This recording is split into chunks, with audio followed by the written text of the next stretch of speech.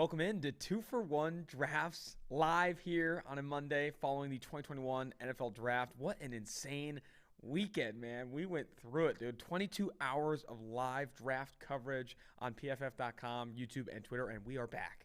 We are back in studio. We've been doing the remote podcast for a little bit. We appreciate you everyone listening, appreciate you getting through those because a lot of the audio can be kind of choppy. My brain was also like complete mashed potatoes. Yeah, also choppy through that. But before we get into the picks, we're going to do favorite pick of each round, biggest surprise, some of the biggest reaches, winners and losers, a lot of that stuff and so forth. Before we do that, give me a big highlight from the coverage, man, because it was banana land. We shotgun Red Bulls with the intern, and she spilled it all over everyone. It was she did the classic shotgun fail where you flip it the wrong way. It was really. But give me a highlight. There were a few. I love Chris eating a whole pizza on day one. Dude, he put. Yeah, I've never seen anyone eat pizza like that. That was crazy. I mean, I've done it myself, sadly. But he kept going every break. He would go back and get two more pieces, and we're just like, at some point, we're like, holy shit, the guy, he put down a full pizza, full Papa John's pizza. That was great. So true. I think on day 3, the last hour, where like any dead air, you were just like filling it with anything, and that was cracking me up. I can't remember the last hour of day 3. Like we were alive for 8 hours, and my brain I had 8 Red Bulls, and I could feel it. My heart was hurting at the end of that. I was like telling you, like, dude, I don't even want to talk about these picks. Like that, not to like be a dick, but it's like some of these, there's just no point at that point in time. Like those are UDFAs any other year, just because this really small class. Day 3 was a grind, but it was fun, man. I enjoyed it.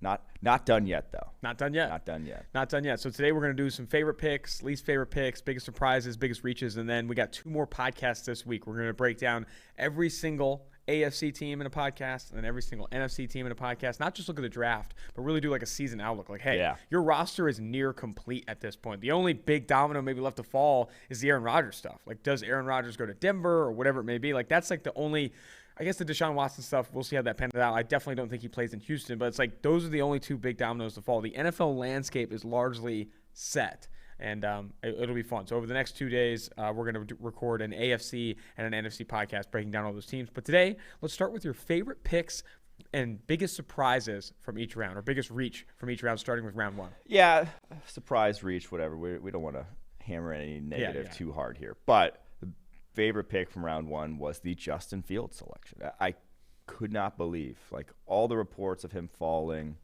whatever. I just thought someone would watch the tape and covet what he brings to the table. Like someone would kind of cut through the noise or whatever, the BS smoke screens all going out there, all the negatives in the media about him, and say, throw for throw, he's about as good as it gets on his college tape in this class. Right up there with, I don't know, like any of those top 3 guys. I had him with Wilson, Fields, and Lawrence, 1, 2, and 3 in the class. Like they were not similarly tiered. Lawrence obviously ahead of them, but like those guys are number 1 overall caliber prospects in my eyes. And to get that guy at 11, a better prospect than Mitchell Trubisky, in my opinion, like that gives you a lot of hope as a Bears fan. Like that. Honestly, we kept saying they were in one of the worst situations in the NFL. They can't get a quarterback in this class, and they get one. Yeah, they get one, and so. Bears fans have to be just ecstatic about that. I mean, we talked about it a ton in the pre-draft process about the teams that would be in a position to go get one of these guys. It was, Denver. It was Carolina before they made the trade for Sam Darnold. It was Washington at 19. It was New England at 15. And then lastly, it was like Chicago at 20. Maybe they could come up, but they'd have to pay the most. And they only gave up a future first-round pick and a future third, or I think a 2021 third. Like that is nothing to come up 9 spots and grab a potential QB1, especially when you look at the San Francisco 49ers. They trade 2 future first-round picks and a future third to go up 9 spots up to 3 to go grab Trey Lance. And arguably, we're not going to dig into, differences in evaluations a ton, but Justin Fields is arguably a better quarterback prospect than Trey Lance. And I know some people who view Fields over Wilson. Like to get him at 11, people are after me saying you can't have a steal of the draft at 11. It's like, no, that is the steal of the draft because that was like the single most impactful player after 1, 2, 3. Like after 1, 2, Mac Jones probably in there as well. But like, man, that was a steal even with what they gave up. Yeah, from if you do the PFF draft board, how they have players ranked, and like translate that to the projected 4-year WAR for the rank on our draft board. 3rd ranked player to getting that guy at 11 is the single biggest gap between value gap. And now I can't with the Fields pick. I can't get over the Panthers sort of strategy this offseason at the quarterback position. Really can't. I hate and it. last offseason. I hated it. Yeah, like the Teddy, we said at the time, was one of the worst signings. Just awful. Like such a bad swing to make at the quarterback position. They paid him $33 million guaranteed. They paid him $33 million guaranteed for a roster that was not good last year to will them into the number 8 overall pick. And they honestly finished with fewer wins than I thought they would. Yeah, and then to go get Darnold, who you're going to pay $18 million in 2022. That's finalized. Like, that is guaranteed. You exercise his 5th-year option. He's getting $18.8 million. So he's not cheap. You're getting a not cheap quarterback who has also not been good. Yes, he can develop. Yes, he'll be better than he was in New York. But, man, the leap he would have to make would be unprecedented to be, like, a quarterback worthy of what you did this offseason. Unprecedented is a good word for it. And expensive. Some perspective on that $18 million number. Cam Newton is making $5 million base salary. And even if he wins the Super Bowl with all those incentives, it goes up to 14. Yeah. $18 million is a lot of money to be paying Sam Darnold. And you have to, because you're stuck now. You trade a 2nd-round pick for him, and they exercise the 5th-year option. It's just, again, it goes back to the Teddy Bridgewater, though. That was the decision that forced them into this. And then you make that decision to trade for Sam Darnold when you were in a position to grab Justin Fields. Man, I think I said it I don't know when I said it, but I said if they grabbed Justin Fields at 8 and never traded for Sam Darnold, we're talking about one of the steals, like one of the best draft classes ever. Like, this is like a legit, and then you got Joe Brady. We're talking about the Carolina Panthers as like a dark horse to win the division, not with Tampa Bay, but like you're like a dark horse to make the playoffs. But like, I don't know, man. Brutal to see. All right. Biggest surprise of round 1. I'm not sure it's even a surprise at this point, but Alex Leatherwood going 17. Like, not a single person would consider him. Not a single person I saw considered him a top 17 player in this class. Except for Tom Cable, who had him as OT1, which also blows my mind. They said it was over Sewell. Yeah. They said, Tom Cable said he liked Alex Leatherwood over Penei Sewell and Rashawn Slater. Can you imagine if you had a mock draft with Alex Leatherwood going to the Raiders at 17, how many Raiders fans would be upset? And now talking themselves into this pick because Tom Cable likes him. Yeah. I mean, here's what I'll say. He's the only one. Like, when you're the only one, like, chances are it's not you're not smarter than everyone else in the world, probably. Overconfident in your own evaluation, potentially. But I do think with the Alex Leatherwood pick, we've hit on it a ton. But I will say, at least it's a valuable position. Like, that's the other thing. I don't know. Like, having people project him to end up at guard, he might end up. He's going to start at tackle this year. They're going to start at right tackle this year. And like, at least if he does develop like Colt Miller did, and I think Colt Miller was a better prospect than Leatherwood. Would you agree? Yeah. But like, if he can develop similarly to Colt Miller as they have had, I mean, he's not the same level athlete, but still has some tools there. I'm not hating on Alex Leatherwood. I think he's a fine prospect. It's more who you passed up. Yeah. You passed up guys who can make an impact on your team.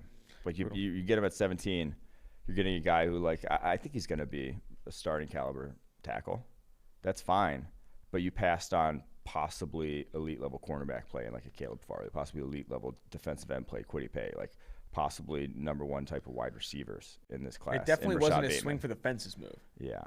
So it was kind of just like it was kind of like the Cleveland Farrell pick. It's like, oh, you hit it like a little nice single with a valuable pick. Yeah. And that's not where you hit singles. You hit singles in the 2nd round. Some perspective here. According to the Athletics consensus board, the biggest reaches of round 1 was actually Peyton Turner, the Houston edge defender, going to the New Orleans Saints at the back end of the 1st round. Then Alex Leatherwood going to the Raiders at 17. And then Jamin Davis going to the Washington football team at 19. I thought the consensus board would have been higher on Davis, but it was one of the biggest reaches as well. And more context there, 2020, the biggest reaches were Jordan Brooks going to Seattle, Damon Arnett, Raiders again at 19, taking him out of Ohio State, and then Isaiah Wilson, which, again, big reach for a reason. Where was Turner on the consensus board, I think it was outside the top 40. You don't just have the consensus board memorized? I don't have it memorized. No, it might have been in the 50s or 60s. I'm disappointed in you. So that's I think that is officially this year's version of, ooh, I like that guy. Oh, I don't like that guy that much. Like, I feel like during the process, I'm like, dude, I like Peyton Turner. I like him more than like people are kind of hyping this guy up. And then he gets drafted the first time. I'm like, okay, maybe that's a little too much. I think that was LJ Collier a couple of years ago. Who was that guy? I think actually it was Jordan Brooks last year too. I was like, I like Jordan Brooks, not that much, but that was the Seahawks usually draft that guy. Now the Saints taking their turn. All right, jump to favorite pick of round 2. Favorite and most surprising pick of round 2. I'm gonna go. This was maybe my favorite pick in the entire draft, just in terms of where they got a guy, Jeremiah Wiscormo at 52 to the Browns. There were some other good round 2 ones. Christian Barmore to the Pats, I loved. as well. But man, 52 when he was in play at 26, like realistically in play at 26. And you saw Azeez Ojulari fall to the second to 50. You saw Terrace Marshall fall to the back end of the second. And JOK, but those guys have injury reasons why they fell. None of that with Luis Carmona, just solid player. I think my favorite pick is Asante Samuel Jr. of the Chargers at 47. That's another really good second round pick. Other picks I liked, Elijah Moore to the Jets at 34, Trayvon Merrick to the Raiders at 43. I like Sam Cosmi at 51 to the Washington football team. I think that was good value. Dylan Radins at 53 to the Tennessee Titans. What was your biggest surprise pick, though? It had to be Tutu Atwell. Just had to be. Yeah. I could not. I can't believe they drafted him there. 155-pound wide receiver in the second round. Top 60 pick. Not going to start for you anytime soon. I don't know. I just couldn't believe it. All right, round 3. Your favorite pick from round 3? Favorite pick from round 3, Elijah Molden at 100. That's great value. Like, that was absolutely. Yeah. Now, I get why he falls there, slot cornerback. Don't know if he can actually play safety, undersized. But he's a damn good football player. He's gonna find a way to work out. Like that, one of those guys where it just sees the game too well. I like Elijah Molden. I think that would be my favorite pick of round 3. But I also like the 2 interior offensive linemen drafted at the back end. Kendrick Green going to the Pittsburgh Steelers at 87, and then Quinn Miners going to the Denver Broncos at 98. Yeah. 2 really good guys that I think could start early. Like legit start early for both those teams. Yeah, Miners pick I love. I can't believe he lasted that long. People were talking about him being the highest ever D3 guy drafted. Ali Marpet, I believe, still holds that title. He was drafted somewhere in the second, but. Yeah, we had him as a second-round type of value and goes all the way back in the third. The pick I think I said this on the show, the pick I was floored about, though. My God. Nahshon Wright. That guy's – I don't know, watch his tape. Just go watch him, just go look at him. He looks ridiculous for a cornerback. He's 6'4", 183. That's one of the – I've never seen a cornerback built like that at the NFL level. I'm trying to think. That's just not an NFL build. He's so skinny. 183 pounds is small for a 5'11" corner, and he's 6'4". Just think about that. He's just gonna get. That's like a basketball body. Yeah, it is. And he also just has no explosiveness. Out of his, he had a 1.65-10 split at his 40. 1.65. 1.65. Oh my gosh. There's no closing juice whatsoever. He's got. Closing juice? Is that the first time you guys said closing juice? I don't think I've heard that before. It's not a great term. I don't like it. Closing, but you know what I'm talking about. I get what you're saying. No closing juice. Some of the clunkiest tips. I just if he's doing anything other than playing press, it's going to be an issue. Yeah. And I get that he's got a massive wingspan, but dude, it's just a weird ass pick in my opinion. I don't know how he sees the field. If you're doing anything else, he's going to be a target. He's going to have a target on his back. Clunky hips and no closing juice. The Cowboys draft overall, though, if we can for a second just touch on that, it's been wild. It's wild what they did. They obviously took every guy with off-field issues. Yeah, they did. There were really a lot. Did. They took them all. They took every player that had some off-field red flags. Yeah, honestly.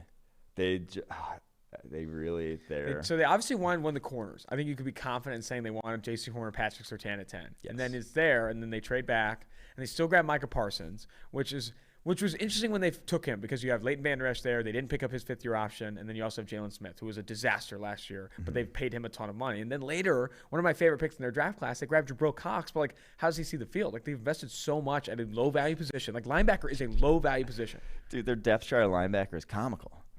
Leighton Vander Esch, Jalen Smith, Micah Parsons, Jabril Cox, and they signed Keanu Neal to play linebacker also. Oh my gosh! They got 5 LBs. Two, I don't know what obviously they're going to move on from Jalen Smith. It's not his contract is. They can't do it this year, but probably next year. What's wild is that they gave him that contract before they gave it to Dak, and they get that contract, both the Jalen Smith contract and then also the Zeke contract, is just gonna kill them. I will say though, it's probably indicative. We'll flip to the 4th round here, where Jabril Cox is one of my favorites. It's not going to be my favorite, but it was probably indicative of how high they were on Jabril Cox. Yeah, absolutely. Where they're like, oh shit, we're low at this position, but he's available at pick 115. We're gonna still get it. Yeah, we're still gonna do it. We've seen them do that a lot. We've seen them when they're like CeeDee Lamb. It's not that similar, but CeeDee Lamb falls to them. They have a lot of receivers hey, he's here. We're gonna take him. Jabril Cox, I think it's a similar method. Yeah. All right, your favorite pick from round 4? Round 4, my favorite pick. I don't want to go too over the top on my Browns praise, but I love the Tommy Togiai pick. There's not a lot of DTs in this class that I thought could ever be impact pass rushers. Togiai's one of them. To get that guy in the 4th round, only a junior, not played a lot of football, so very surprising that he came out, but an elite athlete, like elite explosiveness off the ball, strong as hell, dominated that playoff game against Clemson, was the most impactful defensive player on the football field in that game. I just struggle to see how in a weak DT class he falls to where he did. So, love the Togiai pick. And your least favorite pick from round 4? It's the next one. So Togiai goes at 132, and then my God, Ian Book goes at 133. I got asked on radio last week. The prop was Ian Book, I want to say like 200 was his prop, was his over-under. And I'm like, dude, if he goes below 200, like, I'll pay off your bet for you. I couldn't fathom him going below 200. He goes 133. That's crazy. Quarterbacks are interesting like that, though, because like it just takes one team to like kind of like them, and then they go. You know, like, I think that's tough. So I did that thread of the farthest throws from every quarterback in their college career. Ian Book's is 55 yards, and it was with a crow hop back against Miami a few years back. I was like, holy shit, that's your farthest. That's all he's got, dude. Yeah. I don't know what you do with that. I just don't know how that guy comes off the board. What's your upshot here? Mm-hmm. Like, what does that turn into for you, Ian Book? I don't know. I think my favorite pick of round 4 was actually a few picks after that. Rashad Weaver going to the Tennessee Titans at 135. Yeah. I think that was a really, really good value. A handful of other really good day 3 picks here. Let's jump to round 5. Your favorite pick of round 5? My favorite pick of round 5. We'll stop doing least favorite picks because really that doesn't. At round 5, it's like draft's four rounds long. Yeah. So at round 5, you'll get long snappers coming off the board, kickers, whatever. But I too think Jamar Johnson is exceptional value in round 5, and he could not have gone to a better landing spot. My God. To the Broncos, pick 164. So the Indiana safety, Jamar Johnson, we've talked about him a lot. 47th overall player on the PFF draft board. Ball production for days. One of the smoothest safeties in this class. And he goes to a place where in Denver where they're not asking the safeties to add much in terms of run defense. They are coverage players first. It's the genius of Vic Fangio's scheme. And that's what he does. He is a coverage player first. He is not an add-on in the run game. Going to miss a lot of tackles, but my God, playmaker. And he gets to learn from Justin Simmons, Kareem Jackson, 2 of the better ones doing it. Dude, again, it comes back to Vic Fangio just like is adding that secondary with reckless abandon. Yeah, he identifies guys for his scheme very well, seemingly. That's awesome. I think my favorite pick from round 5, I like the Jamar Johnson one. That was the biggest value, I think, from the PFF draft board where he was selected in round 5. But another pick I liked, and I can't believe I'm saying it, because I feel like I was one of those guys who was low on Shaun Wade. But Shaun Wade at 160 to Baltimore is like good. Like, I think that's a good value for Baltimore, and I think it's a good landing spot for him as well. Like, he can do a lot of different things for them, learn from a lot of really talented defensive backs. They groom defensive backs well as well. I think Shaun Wade at 160, like, that's worth the flyer on Shaun Wade. He was never a first rounder, especially at outside corner, but you move him into the box or the slot, like I'm a big fan of that. I think that's the move for Shaun Wade. Yeah, I don't love it. I still think he's a complete project, and it's a little just clunky. So I that's where I would have taken him. So I don't think it's much of a value pick in my eyes. But fair. To each their own. Round 6. Round 6.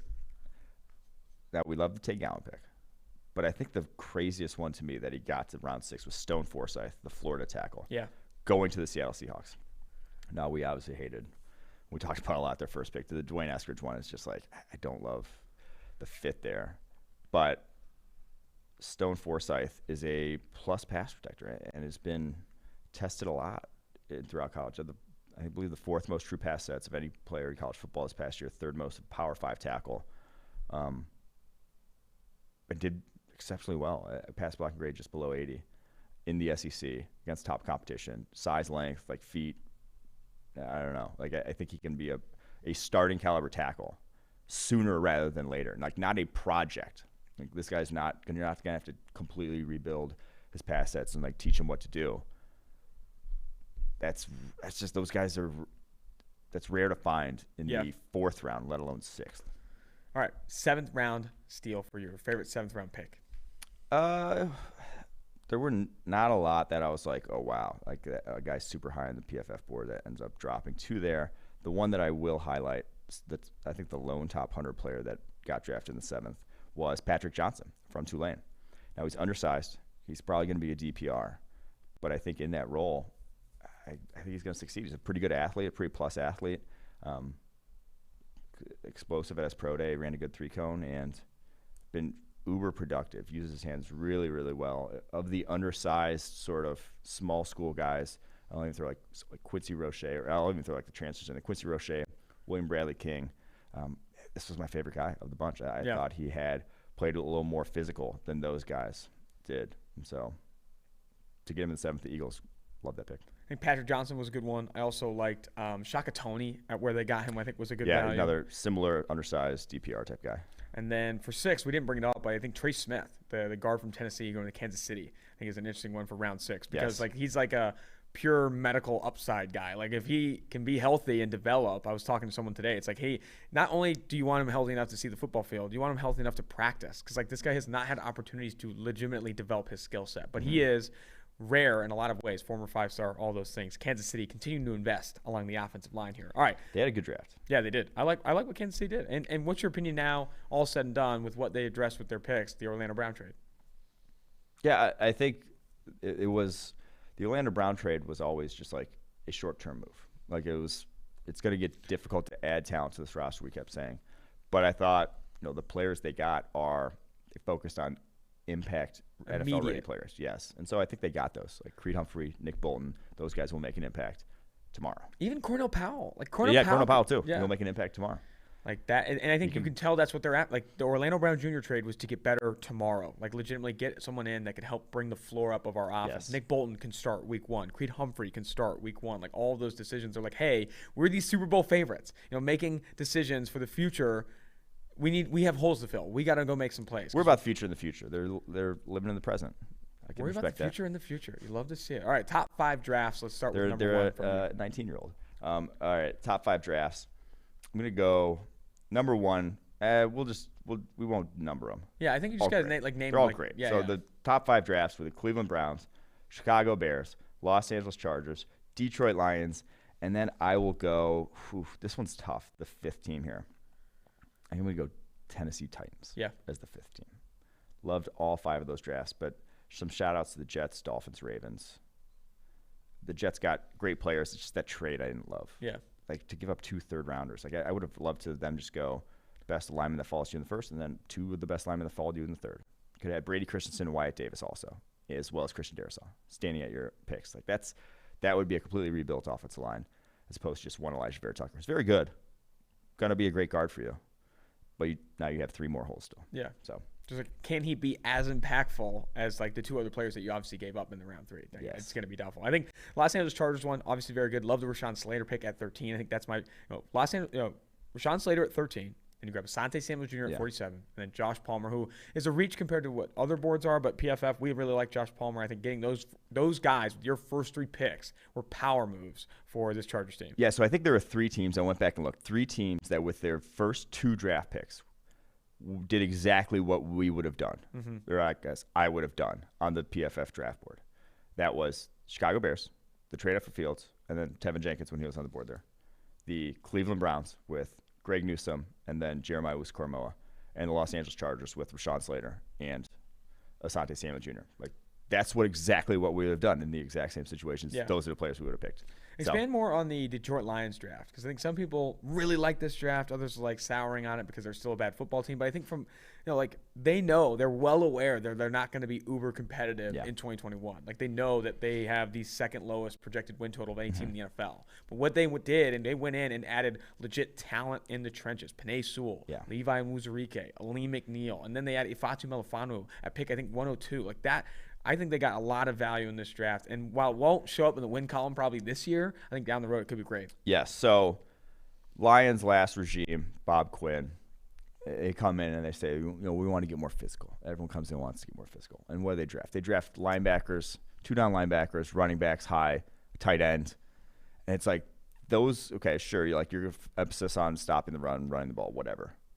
Those aren't the positions to address if that's your emphasis. You want to get more physical. You draft guys like Penei Sewell. You draft guys like Aleem McNeil. You draft big-ass corners like Ifeatu Melifonwu. You draft a wide receiver who can run block like Amon-Ra St. Brown, but also can get open. And you draft a versatile, a good blitzing linebacker like Derek Barnes from Purdue.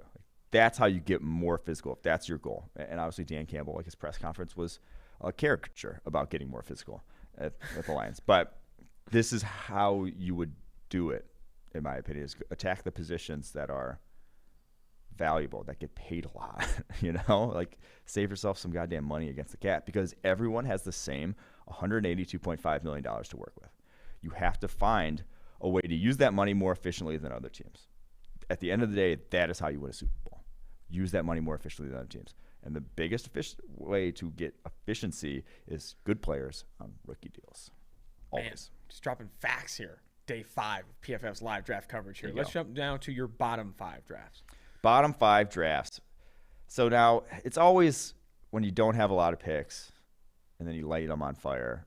It's an easy way to get to a bottom 5 draft. Tell me how you really feel. So the Houston Texans, with not a lot of picks, trading up then for one guy in Nico Collins in the 3rd round. And that's where we would have drafted Nico Collins. Fine, end of the 3rd round. But to trade up, and that was one of the worst expected value trades of the draft with what they gave up for what they got back, the pick they got back, which just dude, what are you doing?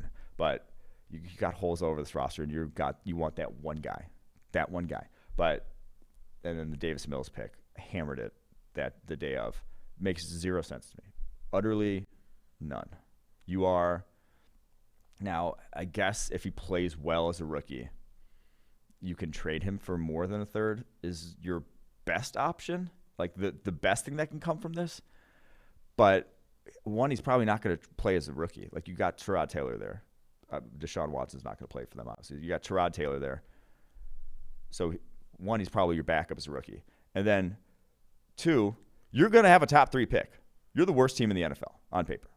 It's not even a debate. What's their win total? 4? 4.5. 4.5 in a 17-game season. That's your over/under. And I'm still taking the under. That's where you're at as a franchise. So recognize that and realize that you're going to draft a quarterback next year, even if you love Davis Mills. It's kind of like, what's his face? Gardner Minshew. Gardner Minshew can be fine. You're still going to draft a quarterback if you got the number 1, number 2, or number 3 overall pick. And they're going to. And so recognize that. So I went in a little bit too much on that. Let's go to the next team here. Seattle Seahawks, another team with not a lot of picks. And then they go Dwayne Eskridge, who you have the worst cornerback group in the NFL. Now they addressed it a little later on, Trey Brown. And they addressed their offensive line. I love the guys they did draft in Trey Brown, Stone Forsythe, where they got them. But Dwayne Eskridge is a one-trick speed dude with bad hands. 16 drops, and I believe 138 catchable over the course of his college career. Every year, bad and just rough. And he's going to be 24 as a rookie. I don't know. I don't think you needed to draft him where they did. But that's why they're on this list. What's your opinion of the Saints draft? I think a lot of people are seeing the Saints draft as one of the worst ones, but we don't have that as a bottom 5 draft. It was close to a bottom 5. It wasn't great. But the Adebo pick, I can understand. The Werner pick is solid at least. He's a solid player. Turner, like I said, Turner, but just kind of an unknown. So I don't hate it. But some of the decisions these other teams made were just very big head scratchers. The Rams didn't make the bottom 5 either, and I kind of had some issues with what they did also. But like I said, these bottom 5 were just every pick was kind of just yikes. All right, let's wrap here with just some landing spots for the top undrafted free agents. Oh, I didn't say the other bottom 5. So Packers, Steelers, and Raiders. Packers, biggest consensus board reach in the first round. Or not consensus board. PFF board reach in the first round. I think the second biggest PFF board reach in the second round. When that's the case, we're just not going to like your draft. And before people say, oh, you guys think you know everything here at PFF, it's if you're watching this, you're coming from my opinion. That's my opinion on those 2 picks. I was far lower than the Packers were. There you have it. The Steelers, running back, like we talked about ad nauseum. You could have gotten a tackle. You got to help your pass protection and your run game. You got to run it back. I do think that I started to like what some of the things that the Steelers did on day 2, but the Najee Harris pick, it just doesn't make a ton of sense from the value. Yeah. But you got a good player. You got a good player in Najee Harris, but getting him at 24 when you had opportunities to add along the offensive line, get it Tevin Jenkins or whatever it may be. Yeah. I remember when we were doing pre-draft stuff, it was they're getting a tackle. There's no way Tevin Jenkins makes it past 24. And they pass on him. And they pass on a lot of other really, talented offensive tackles to bring in Najee Harris, and they have holes on this offensive line. It's crazy. Yeah. Really crazy. All right, let's wrap here with some landing spots for some of the top undrafted free agents that did sign somewhere. I'm going to read them off to you. Give me your opinion on that. Number one, Ardarius Washington goes to the Baltimore Ravens. Your opinion on that fit? Oh, my God, I love it. Slot cornerback or like box safety. There are multiple safeties they use in that defense. I love that fit. Couldn't have gone to a better spot, honestly. One of your favorite drafts, Cleveland Browns. They also add Marvin Wilson, Florida State defensive tackle. As an undrafted free agent, I think that's monstrous. Oh, my God, yeah. I wonder if there's medicals there, too. Because as bad as his tape was this past year, it was not UDFA tape. A lot of DTs drafted on day 3 were far worse than he was. So that one's very curious to me.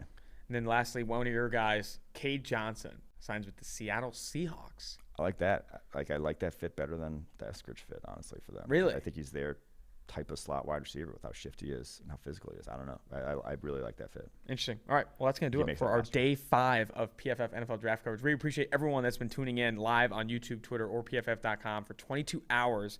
Day 1, day 2, day 3, and then the Sunday recap show, and now 2-for-1 drafts. Remember, we're going to do a full podcast on the AFC teams, draft grades and analysis on the AFC teams, and look ahead to their seasons, and then the NFC teams as well. 2 episodes coming out this week. Make sure you rate, review, and subscribe to 2-for-1 drafts wherever you get your podcasts. Until next time, that's it, man. 2021 NFL draft is over, and we're soon to be on to 2022. Can't wait to do it. Big shout out to Mike Quinn, our producer, other producer David Safaro, Austin Gayle, Mike Renner. 2-for-1 drafts.